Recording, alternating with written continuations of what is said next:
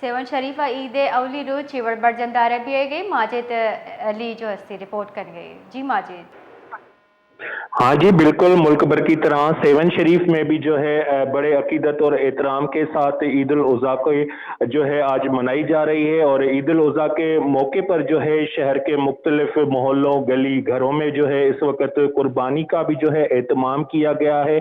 और उसके साथ साथ मैं अगर बात करूं घूमने की फिरने की और यहाँ पर किस तरह जो है अंदरूनी सिंध के अंदर ईद मनाई जा रही है, तो लाल शहबाज कलंदर जो है बड़े सगीर के अजीम सूफी बुजुर्ग हैं, जहां पर मुल्क भर से लाखों जायरीन हजारों जायरीन यहाँ पर रोजाना की बुनियाद पर आते हैं और यहाँ पर आकर अपने अकीदत और इश्क का इजहार करते हैं। जबकि यहाँ पर सियाहों के लिए भी मुख्तलिफ घूमने फिरने की मकामात हैं, जिसमें मंचर झील है, उल्टा किला है, लाल बाग है और उसके अलावा दीगर पहाड़ी इलाके हैं जहाँ पर लोग आते हैं, यहाँ पर तफरी करते हैं, दरियाए सिंध का भी रुख करते हैं। तो इस वक्त जो है शहर भर में रौनकें नजर आ रही हैं, लोग अपने फैमिलीज के साथ इस महंगाई के दौर में भी जो है अपनी खुशियां छोटी सी खुशियां जो है सेलिब्रेट कर रहे हैं और चारों तरफ जो है आज ईद का माहौल जो है रंगीन नजर आ रहा है। जी बहुत बहुत शुक्रिया।